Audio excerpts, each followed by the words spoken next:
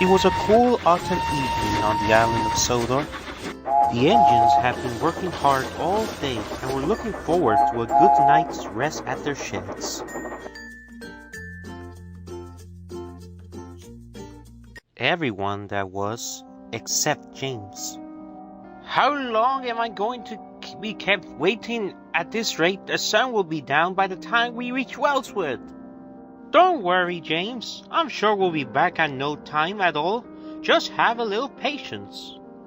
I hope so. I hear there's gonna be fog this evening. I shouldn't like to get lost in that's for sure.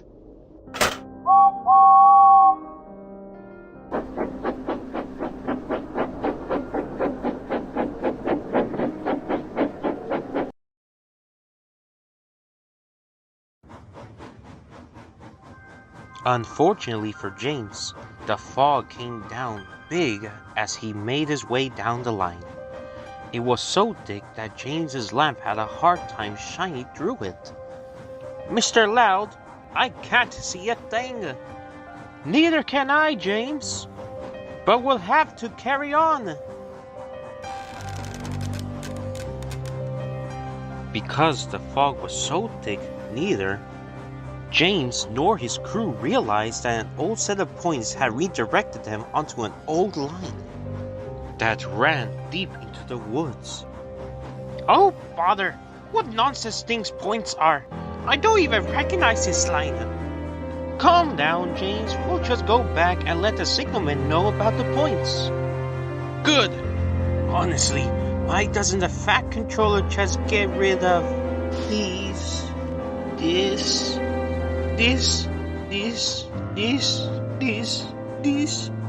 used?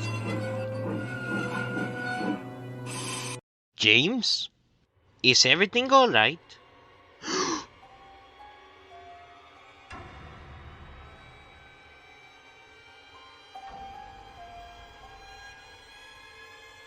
What insane person would scrap an engine like that? No idea. I don't want to find out.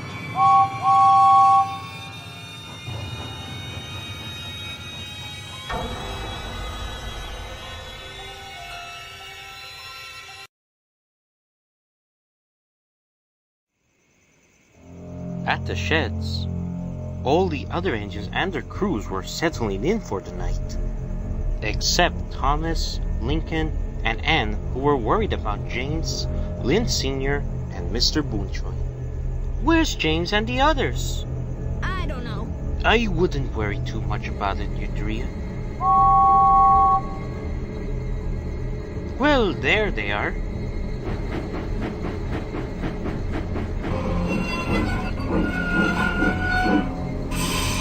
There you three are. We were just talking about you. Care to explain?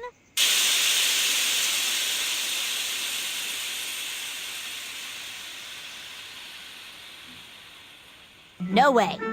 They didn't say anything as James backed down onto his berth.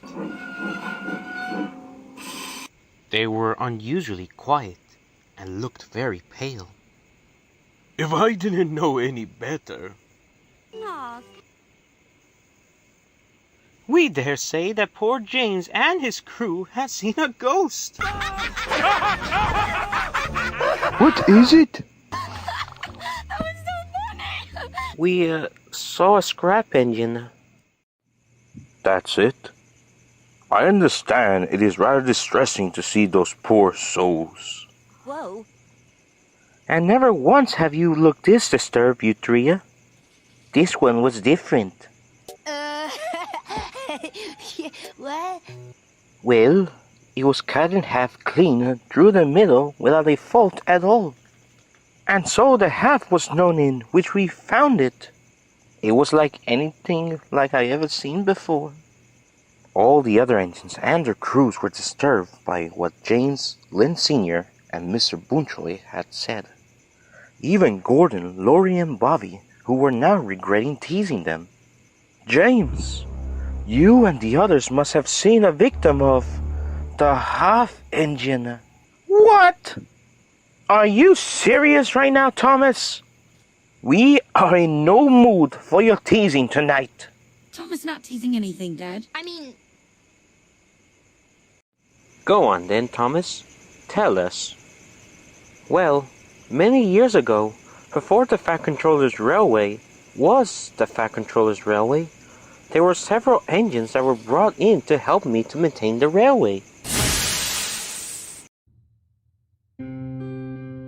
I was one of these engines, along with several others. However, there is one that was different. Something horrible went wrong during her construction. For she only had half of a face, the other half being her smokebox door. We could hardly understand what she was trying to say. Maintenance on her was a nightmare to watch her listen to.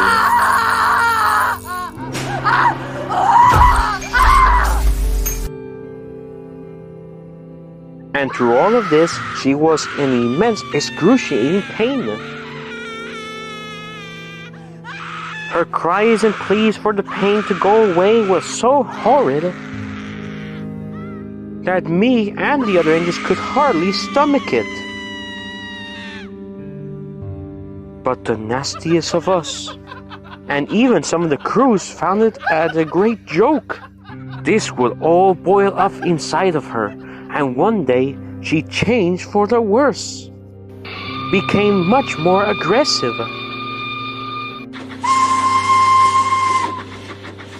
Snapping at anyone who she came across, even to those who felt pity for her.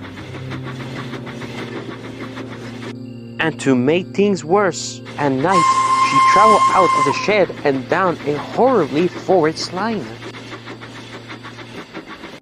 And when she returned, she would do nothing but talk about how we in the whole railway will perish in her gobbled, barely identifiable speech. Some others, myself included, believed she had been driven mad by all the pain she was enduring, seeking any way to be rid of her deformity. Eventually, the Fat Director had enough. He ordered another engine to take her away to be cut up for scrap. At that same time, me and another engine were heading back home. We made our way down the line. We could see smoke and the sounds of multiple fire engines. We rushed to see what has happened. It's a sight I'll never forget.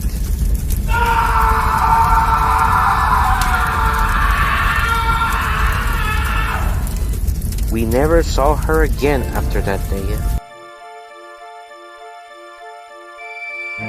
But we heard rumors from the workmen about noises in the forest for foggy nights.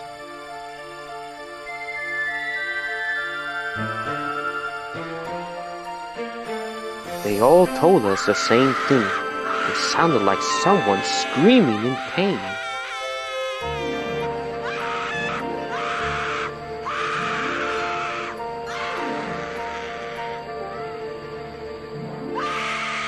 And now, it seems her spirit is still around.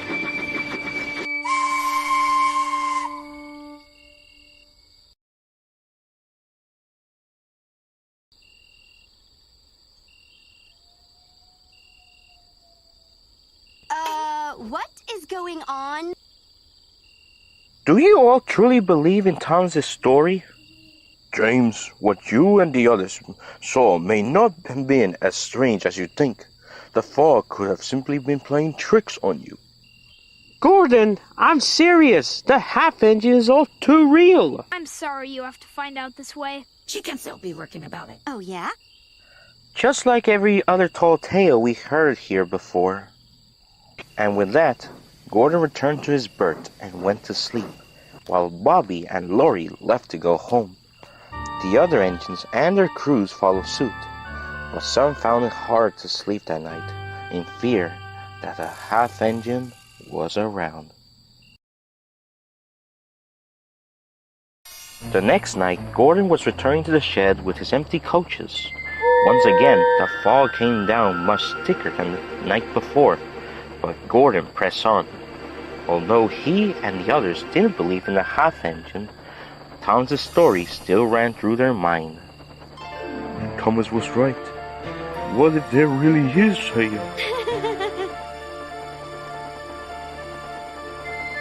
Thomas was just playing a trick. He's always been that way. I can't believe Anne and Lincoln went along with it. Actually... They're always trying to scare us mature ones.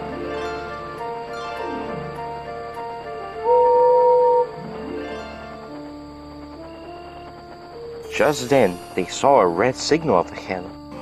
Gordon slowly came to a stop. He was very confused, as were his crew. Laurie called the signalman up ahead, but there was no answer.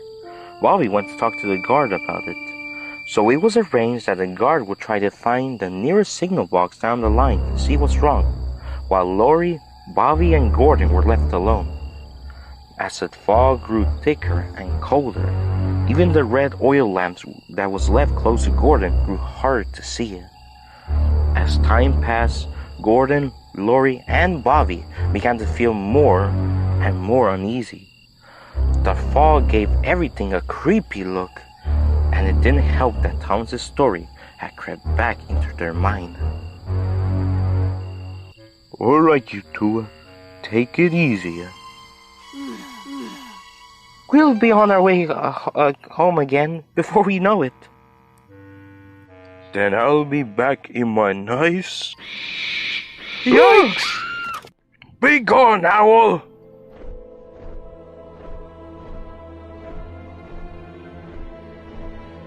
And everyone hates me! We are mature adults and engine. This fog is making us lose our minds. There's no such thing as a half engine. There is no such...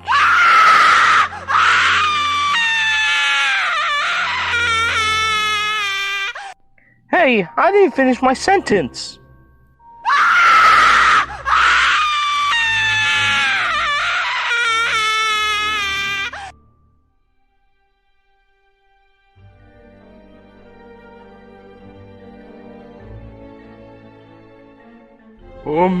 Hello? Huh? I'll literally never survive. Knock it off! This isn't funny!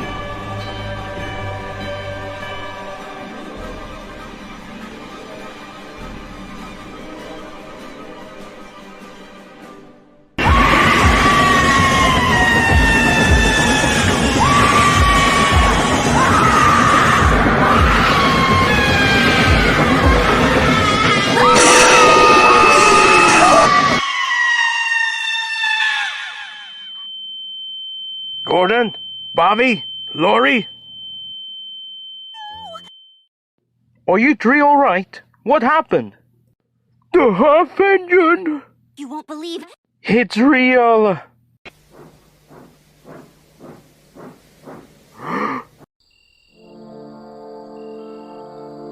Oh God, I never seen this since back in my early days on this island. Wait, Yes, I never believed it until I saw what that engine did to my friend Ray. Was Ray the red engine who was supposed to scrap her? Yes, but she scrapped him before Ray died after being left in half.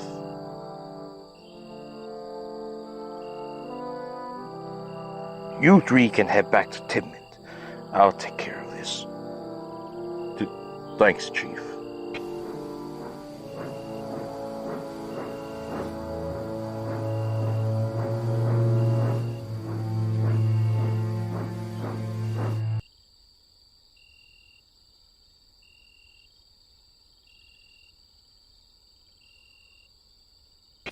Gordon, Laurie, and Bobby soon returned to the sheds, still shaking over what they have seen.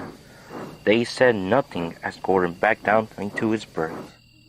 But Thomas, Lincoln, and Anne could tell that something was wrong. You saw her, didn't you? Yes, we did. what? Well, don't worry. You've called the right person. No one has ever come back from an encounter with her. Gordon, Lori, and Bobby stayed up for a while that night. They were still deeply disturbed over what they had seen. If there was one thing they could be thankful for, however, it would be that the half-engine didn't claim them as her newest victim.